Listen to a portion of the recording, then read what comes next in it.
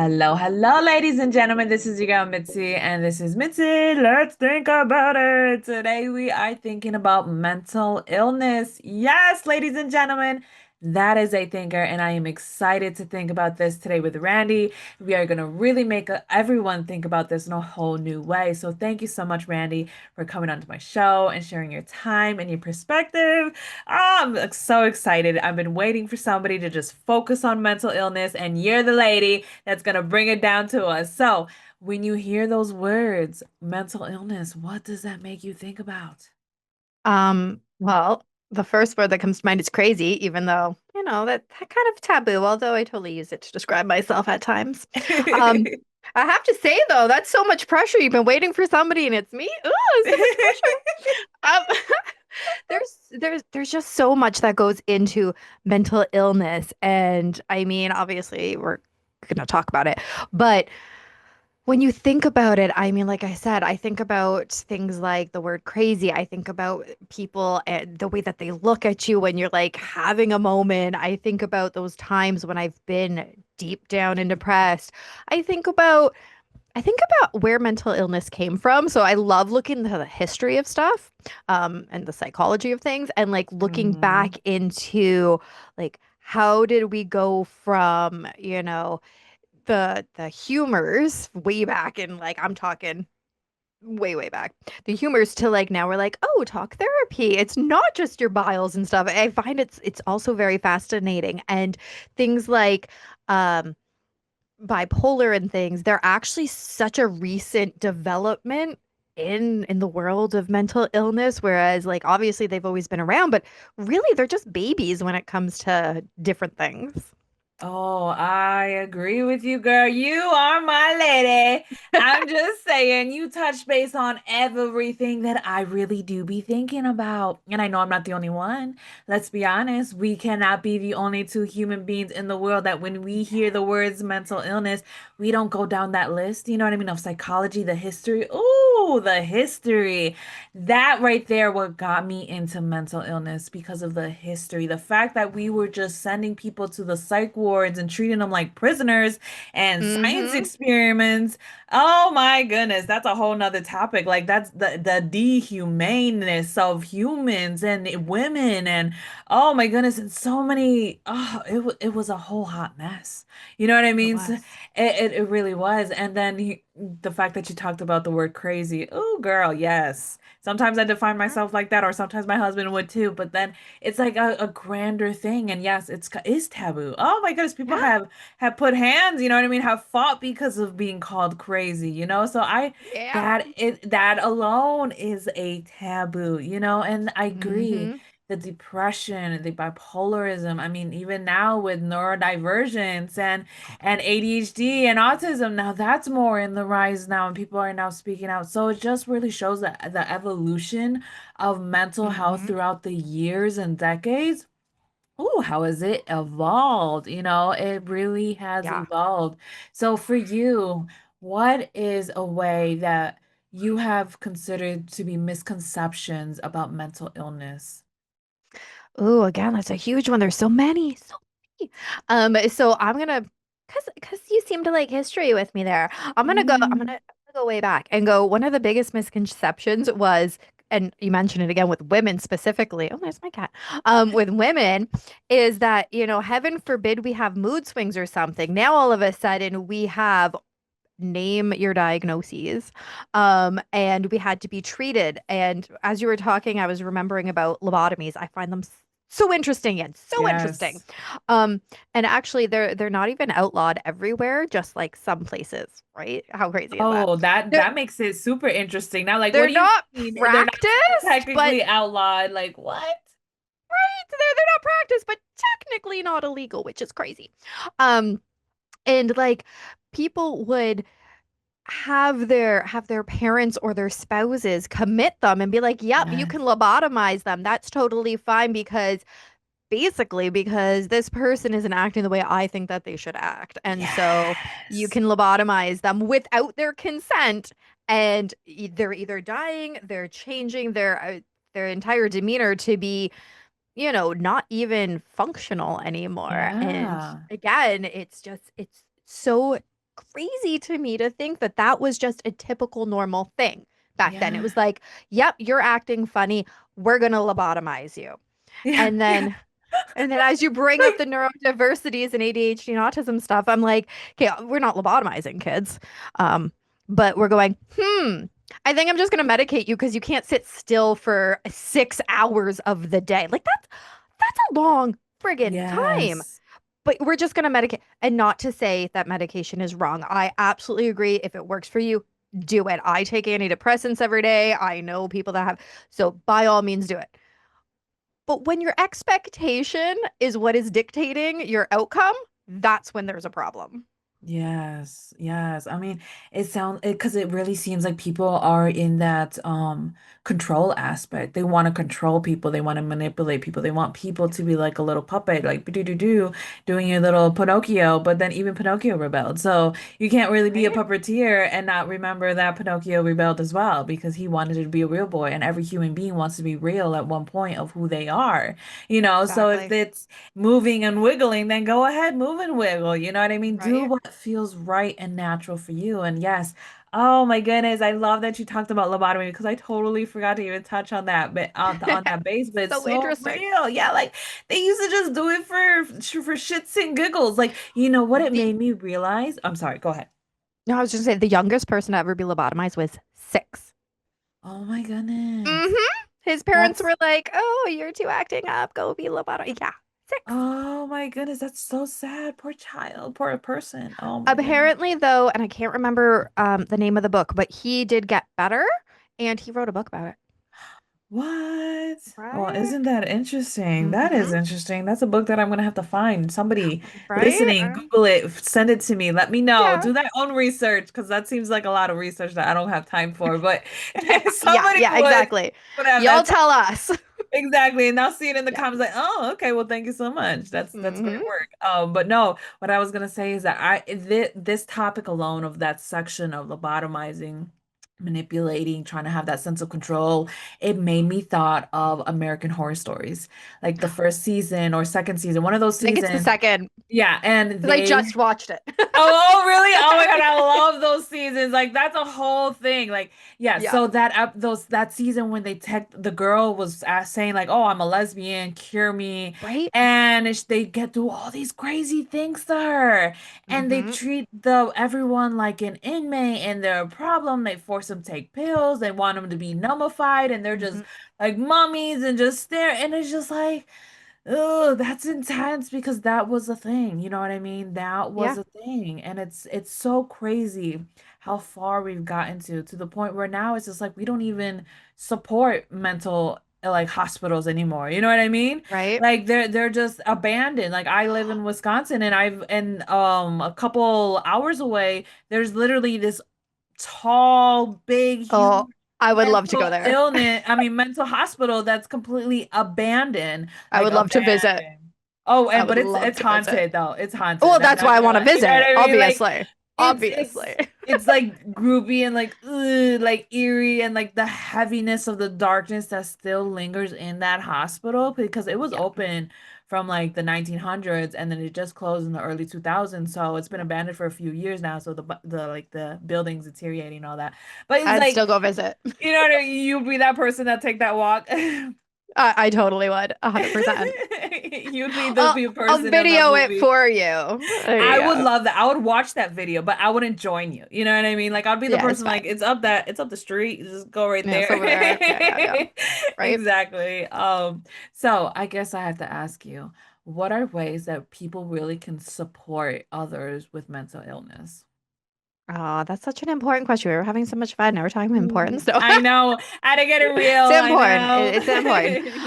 Honestly, one of the biggest things is just listen. Yeah. You don't need to give them advice. You don't need to fix their problems. Listen. If the opportunity arises, or you know a good therapist or something like that, and they're wanting that help, then offer them, hey, I know this therapist, here's their number, you can give them a call.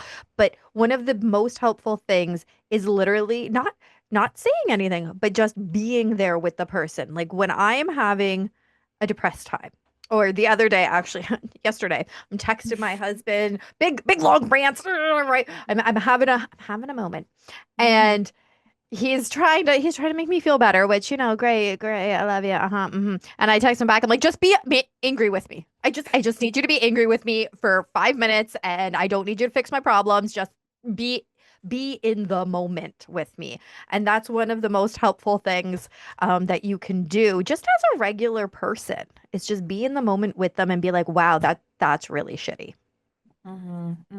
I think that is really validating because sometimes it's just recognizing that your emotions are valid. You know what I mean? It's not like you're acting on anything. It's not like you're gonna go burn the town, you know what I mean, down or anything. It's just that you just want that acknowledgement, knowing that I am seen, I'm heard, I am valued and validated, that whatever that's Exactly. going on is kind of effed up. You know what I mean? Or Exactly. is kind of like, not the best circumstance or not the ideal situation that you kind of want to be in. Yeah. So yeah, it really does take a toll and just listening. And I always giving it advice. That was one of my problems is I always felt like I had to fix someone. You know what I mean? Or I always felt like I had to give an advice. Or if people came to me, it's because that's the only thing that they really wanted. You know what I mean? I didn't think Yeah. about the listening portion. So I had to really take a step back and realize, you know what? So now I give people options like, okay, do you want advice? Do you want me to just listen? Or do you That's just, fantastic. you know what I mean? Or do you just want me to keep it real with you and tell you how it is? You know what I mean? Those are your Yep. three options. And then usually they would say, I just want you to listen, or be real with me, or you know what I mean, or you know Yeah. what I mean, they choose one of the options. But yeah, I feel like that's like the best way because sometimes I don't know. And like my sister's one of those that just likes to blurt it out, you know what I mean, and then I'm Yeah. supposed to be like, what am I supposed to do with this, so that's why I'm like, you Right? need to tell me. I need you to knock on, because I told her like, you need to knock on the door before you just enter into it. And she's like, you don't do that everywhere. And I'm like, when it comes to me, please knock so that I know how to handle you and move in a manner that works. And I think that's another thing about mental illness because we all are dealing with something in some way that affects us. And I think when we are open and honest and communicate with people how we need to work and manage, then Mm-hmm. it really helps us really know that we're not trying to reject you, or we're not trying to belittle you. We're not, this is just how work and this is how I move.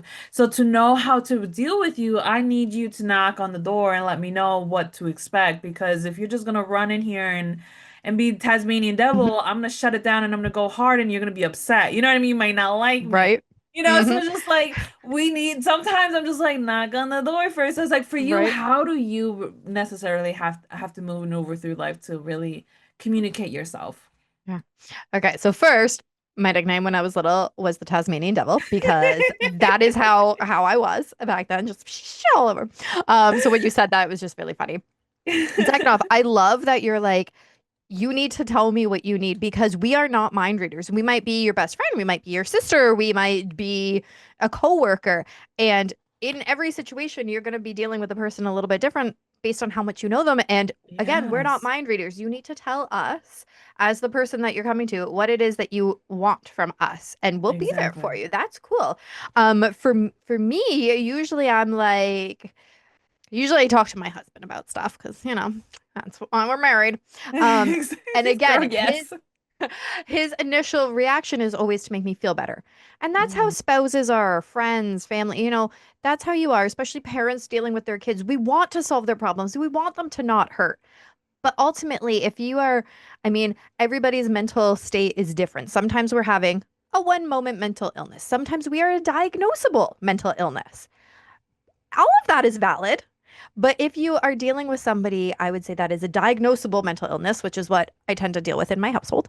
Um, the reactions are going to be different than when I'm dealing with, say, a coworker who is not a diagnosable mental illness, but they are having a moment because, oh my gosh, I just got off the phone with this customer and they just tore me a new one. Oh my gosh, I cannot go back on the phone. Whew, it's going to be different. For Mhm. her, I want to help her feel better because that's what she needs in that moment. And I'm like, hey, tell me about it. So she'll tell me, I go, Mhm. you did nothing wrong, right? Like if we listen to your callback, you did nothing wrong. And that's that validation that sometimes you need Yeah. because you're like, why did you yell at me? What did I do? Nothing. Mhm. Cool. But Mhm. if I am dealing with my kid who is self-injurious on a very regular basis, um, I deal with her a lot differently because she will say things like, I just want to die. And she acts upon those. So I go, well, you're just not allowed. Because we have this different bond, and I straight up say as a parent, well, you're just not allowed to do that. Sorry, but you can't. Pick something else, right?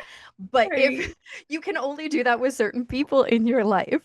So Hmm. when I'm talking to my husband and he's trying to make me feel better, and sometimes just like what I was saying, I'll go, just be mad with me. I just need you to sit here with me for a minute. I just stop talking and listen. So in every type of situation, you have to express yourself. You cannot expect the other person to know what it is that you are requiring in that moment. Everyone's love Yeah. language is different, so you Yes. have to speak up for yourself, which is way easier said than done. Do not get me wrong. That is ridiculously hard. But when you learn to do that and express what it is that you need in that moment, if you know what it is, you don't. But if you can start to express that, it's going to make finding help so much easier. Yeah, because you'll be able to express the type of help that you actually need. You'll know what you don't need and you know what you do need to thrive and go forward because it is difficult to deal with those individuals that, oh, I don't know. I don't know what I need, but I know that I don't want this. It's like, okay, great. Yep. We're at a start, but now you need to figure it out within yourself. You need to know what's happening in Hmm. ourselves with your body, with your heart, with your organs, like you when you are able to give yourself the benefit of the doubt, yourself that grace, yourself that forgiveness, yourself that love and compassion that you expect somebody else to give you, then you are able to know what you actually need. You know what I mean? So I Yes. love that you tell your daughter, well, you're not allowed to die and kill yourself. I'm sorry, Right? that's one thing that I will not allow in this house, not over here, so Right? And like she's 18 now, so she's like, but I'm an adult. I'm like, and you still live in my house, so you still can't do it. yeah, right? Exactly. I'm sorry, it's not allowed. You have to go Right? miles away in a different country, then ask me, and guess what the answer is? Not allowed because I gave birth to you. Exactly. You know what I mean? So yes, Right? I It's always gonna be not allowed. exactly. That's the one thing that's a no-no forever.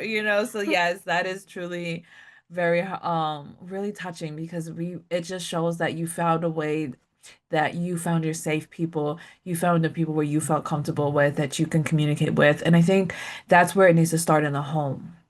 You know what Yes. I mean? With your family. Like if you don't have that safe dynamic in your home where you lay your head and you wake up, then we really need to start thinking about your dynamic differently, your home differently, and start to implement the ways that you want it, or get out of Hmm. there. You know what I mean? If you Right. can't make any type of budget, that means you need to remove yourself from the equation. You know what I mean? And Yes. save your mental health because your peace of mind is so much worth it. So, time is catching up to us, and I'm sad because I can talk to you for hours on end just on this topic alone, Randy. So we're gonna have to Hmm. make an excuse to bring you back on because Oh no. I know, right? Oh no, people have to hear Darn. us again. So what could be some lasting words that you can leave us off with to keep on thinking? So on my show where I do discuss mental illness on a weekly basis, I always leave with kind of this saying just came to me on my first episode and I just kept going. To end the stigma of mental illness, you have to speak openly and honestly. And that's exactly what you and I have been talking about this whole time. So it just suits. Oh, well, there you go. See, we did it, ladies and We gentlemen. That did. means it's possible. That means you can do it. That means you can go out there in this world after this conversation is over and really not only think about it, but speak about it. Speak about what's going on. And if you find people that are rejecting you or turning you away or telling you to stop, well, that means those are just not your people. But guess what? There are millions and billions of people out there who actually do want to hear you and actually do want to listen to what you have to say. So just keep knocking on those doors, just keep talking because one day you'll find that person. And like us, we have this moment when it's like, I didn't even know this was gonna happen, but it happened and it was beautiful. It's like making a cake and you didn't even realize it was gonna taste good. You know what I Yes, I like that. mean? So yes, ladies and gentlemen, if you want to know more about Randy, because how could you not after this conversation? How could you not?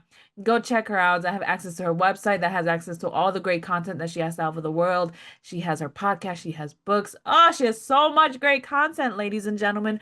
No excuse for you to not keep thinking. So, with that being said, bye.